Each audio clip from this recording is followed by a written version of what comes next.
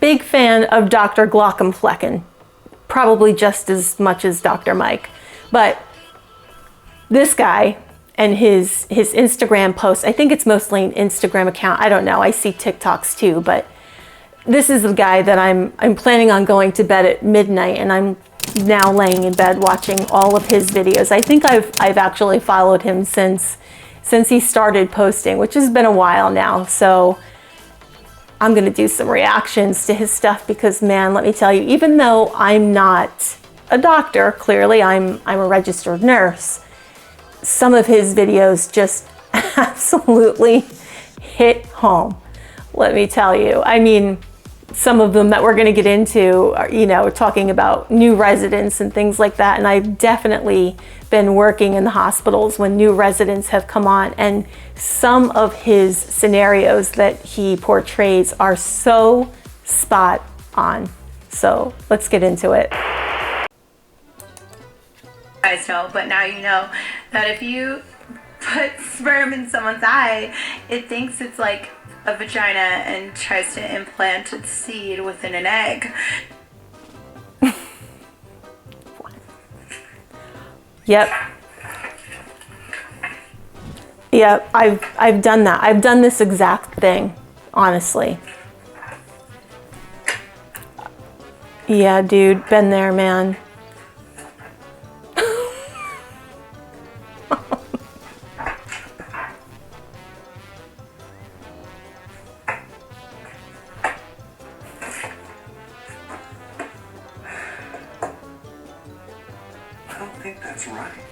You guys know, but so what he's talking about here, and I am absolutely guilty of this, is, you know, you'll hear some bizarre, ridiculous claim on TikTok or, you know, Instagram or even on YouTube. I think Dr. Mike pulls up something with an onion or 5-minute crafts too, and some of the information on there, you know, is just absolutely not true. But then some of it you're like, could that be true? And before you know it, you've got a stack of books. You're playing with Dr. Google all of a sudden, and you're like, is that? And yeah, no, I mean, guilty, very guilty of this. Very guilty of this. Anyway. But if you close your eyes,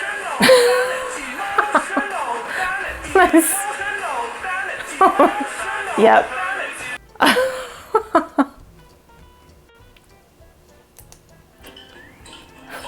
Anesthesia goes to therapy.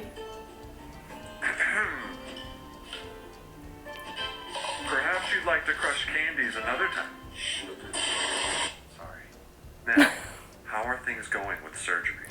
Fine. Really? Because I see here that there was an incident in the OR yesterday. Anesthesia. For the last time, do not bring surgical drapes into this office. Now, would you like to tell me what happened? Nah, I'm good. Well, according to the circulating nurse, where did you get coffee? Oh, I don't know. It's one of the perks of anesthesia. Somehow we just end up with coffee. Well, according to the circulating nurse, you wrote, the general surgeon is a malampati 4 on the whiteboard. Yeah, so? It is inappropriate to make fun of people's difficult airways. So anesthesia gets a really bad rap with this sometimes. I used to date one, an anesthesiologist, that is, but you know, the thinking is they're always like kind of sitting over there on their phones playing Candy Crush, is, you know, the usual assumption, or doing Sudoku puzzles or something like that. These are some of the hardest working, smartest individuals in the medical field. You know, they have to know entire systems. Not that all doctors don't, but you know, in a situation, you know, sure, a lot of the time they're sitting there just, you know, kind of monitoring things, but they have so much responsibility. And a malampati score is basically a way to determine how at risk for sleep apnea somebody might be due to their tongue size and, you know, the size of the esophageal space, and basically how difficult it might be to intubate somebody. So a Malampati horse, you know, kind of up there. Any anesthesiologists out there, jump in if you'd like. Well, he started it.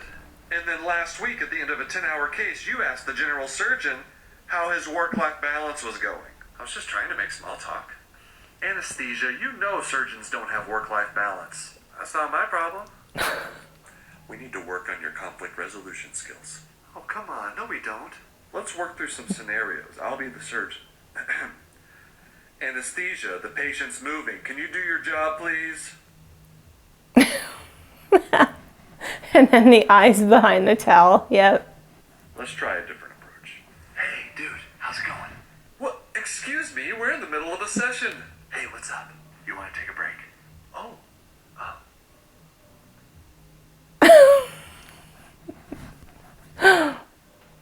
Oh. All staff meeting today. I've got some bad news. Starting next month, there will be another round of budget cuts. Oh, come on, you gotta be kidding me. Which departments will be affected? All of them. What? You can't do this. We can't keep working under these conditions. Come on, man, this isn't fair. Portrayal of each of the departments is awesome. We can do. I bet admin isn't taking a budget cut. I'm sure the CEO is still getting paid. Yeah, MedBro's right. Are you getting a budget cut, admin bro? Well, ortho, it's not that simple. That's it. You've been taking advantage of us for too long. It's time to start a union. Yeah, I agree. We need a union. Union. Union. Union. Union. Union. Union. Union. Union. Union. Union. Union. Union. Union. Union. In case of union, read me. Union. You're all valuable providers. Union.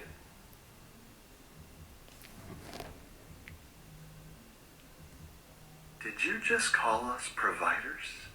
Wait, what's wrong with the word provider? Radiology, I'm not a provider, I'm a physician. Yeah, but we got nurses and PAs in this room. Provider is just a term that encompasses a diverse group of people who take care of patients. No, there needs to be a distinction between physicians and everyone else. Is your ego really that fragile you don't want to be lumped in with nurses? It's a term that confuses patients. Bro, there's no patients here. It's just a convenient way to refer to a group of people. I'm with internal medicine. I'm a physician, not a provider. An extremely smart physician who understands acid-base physiology. Why are you guys so afraid of a word? Why don't you let the physicians talk? Oh, it's on now.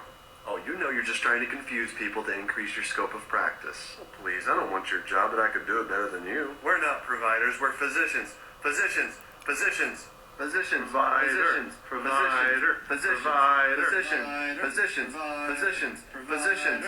Okay, so it's interesting what he's pointing out here. Obviously, you know, anybody in the healthcare profession, I don't care if you're a nurse, you know, what degree you have as far as, you know, master's, NP, whether you're a physician, surgeon, what type of physician or surgeon you are, nursing assistant, you know, tech, respiratory therapist, physical therapist. These all fall under the heading of a healthcare provider. There's also a term healthcare professionals thrown around. Now, you know, in my experience, sort of, you know, with health, the term healthcare professionals is usually somebody that is licensed, I would say. But for the general umbrella, we are all healthcare providers. So it's funny that he's kind of making fun of his own little clique there of physicians. I guess, you know, there are physicians that might get bothered by being lumped in with nurses, but I personally have never run into that. So, you know, if anybody out there watching, if you have, drop a comment. This patient's potassium is too low. We're going to have to go cancel the case. Oh, okay. And you're going to tell the surgeon. Wait, what? Breaking bad news to surgeons is one of the core competencies of this residency program. Don't worry, I'll be there to help. Hi, surgery? Yes, anesthesia, what is it? Your next patient's potassium is 1.7, so I'm going to have to cancel the case.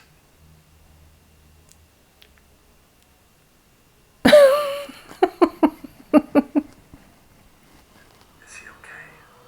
Yeah, he's in shock. This is normal. Why is he in shock? You just took surgery away from a surgeon. They're not used to that. Just correct it.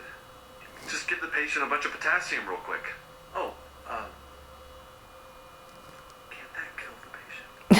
Yes. Surgeons will pretend to be experts in anything to avoid a cancellation. In this case, pharmacology. We can't do that. It's not safe. Come on, it's an easy case. I'll do the surgery real quick. Okay, that's never been true. No such thing as a real quick surgery. Surgery. It's an elective procedure. The patient will be fine. I could die without this surgery. That's more like it. And that might be true. I'm sorry, sir. We can't do it. Okay, get ready. For what? He's about to get dramatic. You think you're smarter than me, don't you? I had no idea you also completed an Ivy League surgery residency. Did you do a fellowship in ruining everyone's day? This is my life. And it is. So, anesthesiology is always blamed. Always. Honey, tell the kids we can't afford to send them to college. I don't know. You'll have to ask anesthesia. My kids will have to be influencers because of you. Take the controls off of Tik Tok. It's their only chance now. How does it feel to ruin a life? Yeah, accountant, this is surgery. I need to retire immediately. Why? Anesthesia won't let me operate anymore.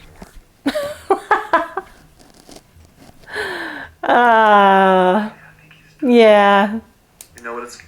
Anesthesia gets a bad rap. As I said before, you know, they're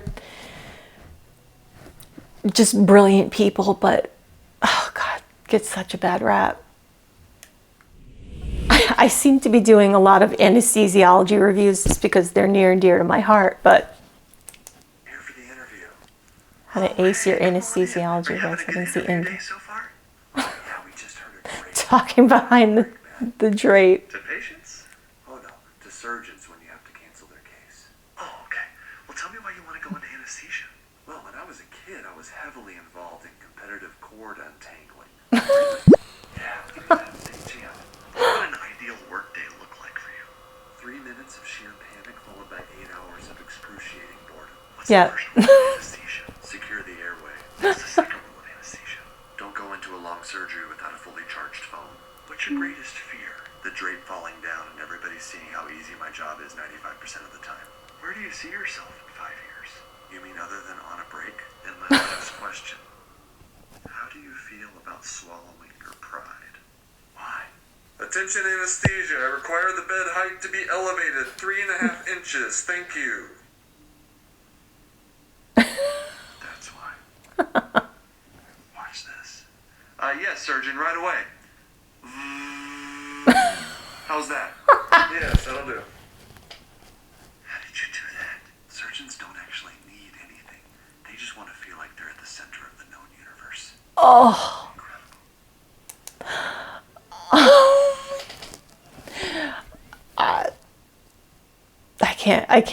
I can't say anything to the contrary there. But typically also a very well-earned ego. I mean, you know, we need surgeons, we need anesthesiologists, we need awesome nurses, we need everybody. But you know, that attitude and that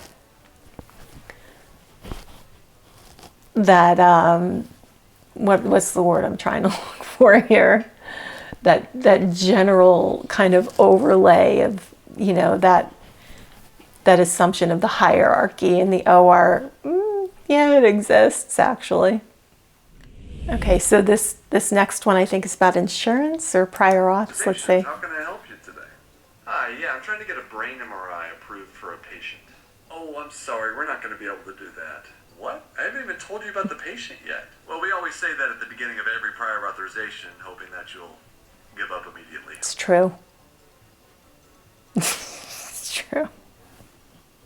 It's an unspoken truth, but it's true. You give up? No.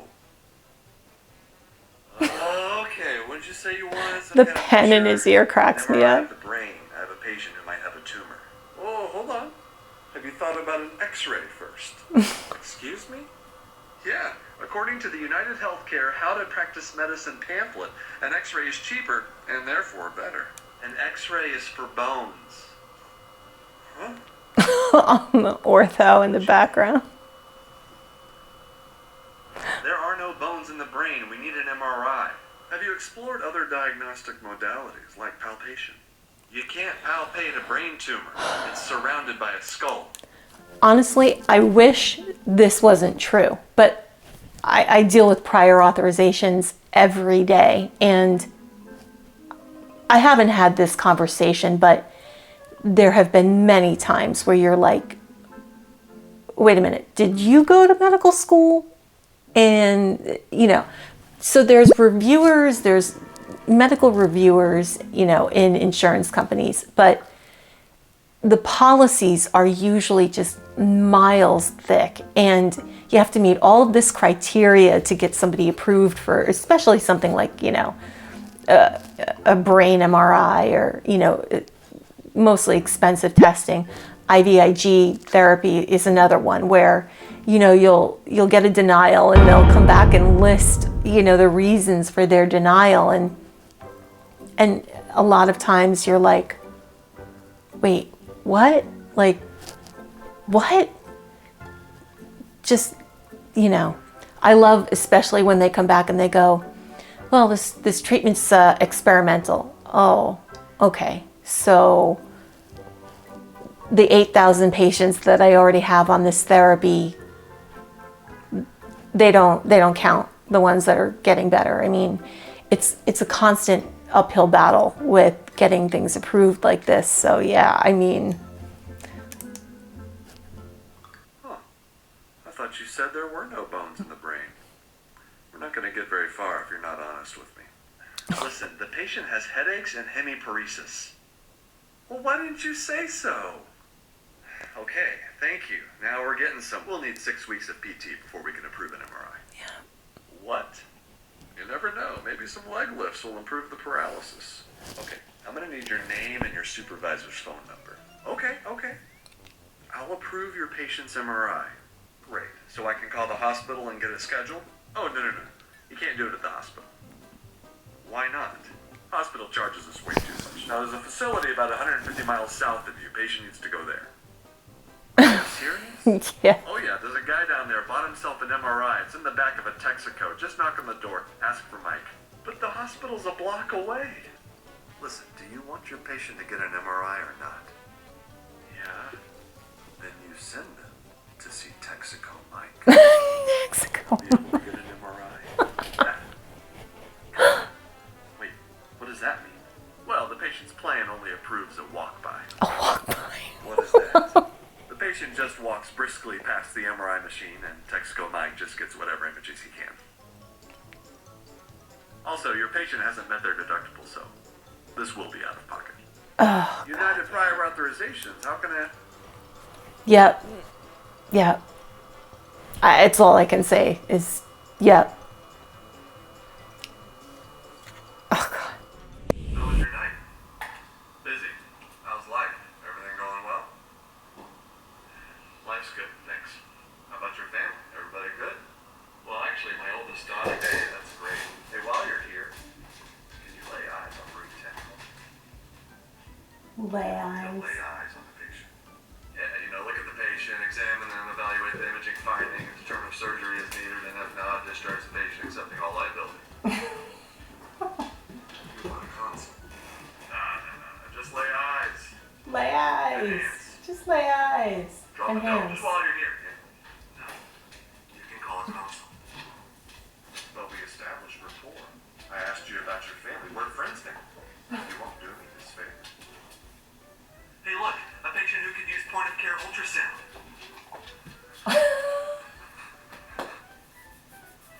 Before you go, can you just look at this CT real quick? You mind if I just put your name in the chart because we had this conversation? No, just call a full consult. Hey, can you take a look at this kid for me real quick? Thanks. Come on, surgery. Give us off the record medical advice so we can sleep at night. No, why would I do that? Because you chose to chart in the emergency department. You chart here. You work here. I'm not your employee. I don't work for you. Are you sure about that?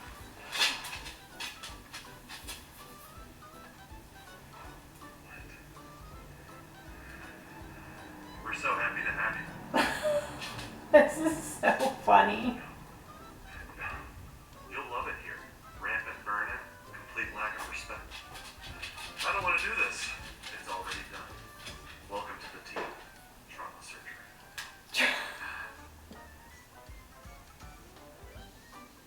Oh no, the Diet Coke. Oh gosh. Thanks, Dr. Glaucomflecken. If I'm saying it wrong, profusely apologize, but keep doing what you're doing. They're amazing. More to come.